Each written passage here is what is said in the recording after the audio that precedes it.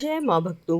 निर्जला एकादशी का व्रत आ रहा है। अगर आप भी निर्जला एकादशी का व्रत रख रहे हैं तो ये ज़रूरी 10 नियम जान लीजिए, आपका व्रत सफल हो जाएगा। यदि आप कुछ नया सीखना चाहते हैं तो मेरी वीडियो से लास्ट तक जुड़े रहिएगा और कमेंट करके ज़रूर बताइएगा कि आपको मेरी वीडियोस कैसी लगती हैं। अगर मेरे चैनल पर पहली बार आए हैं तो प्लीज़ चैनल को सब्सक्राइब ज़रूर कर लीजिएगा और कमेंट करके बताइएगा कि वीडियो कैसी लगी। तो ये 10 ज़रूरी बातें मैं आज आपके साथ शेयर कर रही हूँ जो आपके व्रत के प्रभाव को और ज़्यादा बढ़ा देगी। इस लोक में नहीं, परलोक में भी आपको श्री हरि विष्णु के दर्शन होंगे। एकादशी व्रत के कई नियम बताए गए हैं क्योंकि इस व्रत का प्रभाव इतना ज़्यादा है कि इस लोक में ही नहीं बल्कि परलोक में भी, मृत्यु के बाद भी वैकुंठ लोक को मनुष्य जाता है और श्री हरि विष्णु की कृपा हमेशा उस पर बनी रहती है। एकादशी का व्रत तो काफ़ी लोग रहते हैं लेकिन वह ज़रूरी नियम नहीं जानते जिससे कि व्रत उनका पूर्ण नहीं होता और कुछ ना कुछ कमी रह जाती है। अगर आप इन नियमों का अच्छी तरह से पालन करते हैं तो आपका व्रत बहुत अच्छी तरह पूरा भी होगा और आपको पूर्ण फल की प्राप्ति भी होगी।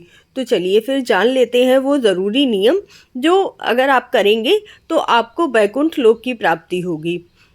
पहला नियम, एकादशी का व्रत कभी भी 10वीं एकादशी जो आती है ना, 10वीं और एकादशी, उसमें नहीं रखना है।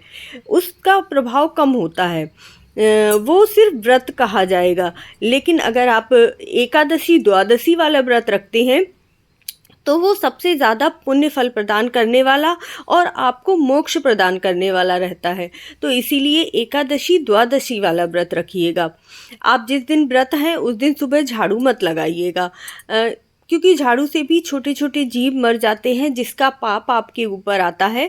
तो उस दिन हो सके तो किसी और से झाड़ू लगवाइएगा।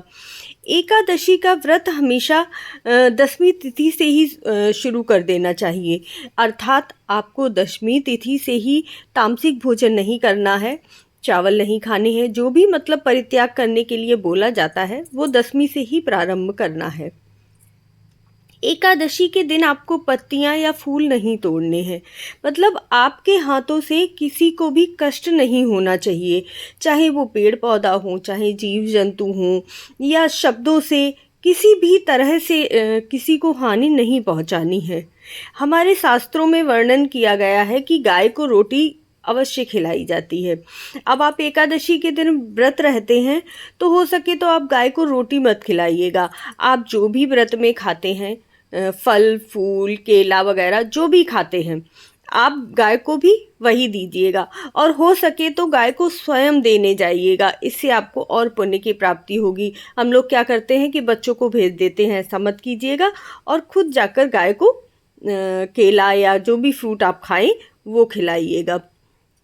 ओम नमो भगवते वासुदेवाय नमः का जाप आप पूरा दिन कीजिएगा। मतलब ज़रूरी नहीं है कि आपने हाथ में माला पकड़ रखी है तभी आप जाप करें, बस चलते फिरते इस मंत्र का जाप करते रहिएगा।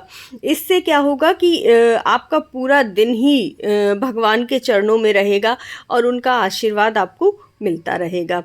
सबसे बड़ी बात, आप व्रत रह रहे हैं इसलिए किसी की भी निंदा ना कीजिएगा और ना ही सुनिएगा। देखिए, बहुत छोटे छोटे से उपाय हैं लेकिन आपको इनका फल बहुत ज़्यादा मिलने वाला है।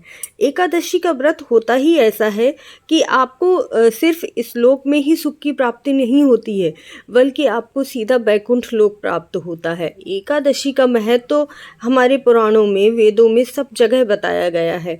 तो अगर ये छोटी छोटी बातें आप बहुत ध्यान रखते हैं तो आपको पूरा फल मिलता है एकादशी व्रत का। तो इसीलिए इन बातों को ध्यान में रखकर ही व्रत कीजिएगा। तो आपको उस दिन बिल्कुल भी किसी की निंदा नहीं करनी है। अगर कोई निंदा कर रहा है और आपके कानों में शब्द पड़ गए हैं तो आप क्या कीजिए, सूर्य भगवान के सामने जाइए। प्रत्यक्ष देवता हैं, आपको तुरंत आशीर्वाद देते हैं। सूर्य भगवान के दर्शन कीजिए, उनसे आशीर्वाद लीजिए और 3 बार अपनी आंखें बंद करके उनसे माफ़ी मांग लीजिए। बस आपका ये दोष समाप्त हो जाता है।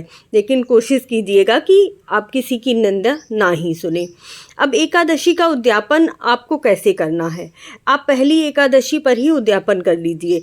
देखिए, ये शुरुआत है आपके एकादशी व्रत की, तो अगर इस दिन आप उद्यापन कर लेते हैं ना भगवान के दरबार में आपका खाता खुल जाता है। और फिर उसके बाद आप व्रत की शुरुआत कीजिए, जितने भी रहने हैं 26 तक रह सकते हैं, उसके बाद फिर उद्यापन कर दीजिए। बस आपको पूरा फल मिलना ही मिलना है। अच्छा, एक काम और कर सकते हैं आप। इस स्कंद पुराण के अनुसार आपको उद्यापन करना है तो कम से कम 24 प्रकार के नैवेद्य बनाने हैं। ऐसा नहीं कि बस हलवा पूड़ी बना दिया बस हो गया। जब 24 प्रकार के पकवान बनवाइए और एकादशी के दूसरे दिन द्वादशी को आपको उद्यापन करना है। तो इस तरह से अगर आप व्रत करेंगे तो आपको बहुत ही अच्छा फल प्राप्त होगा। आई होप आपको वीडियो बहुत पसंद आई होगी।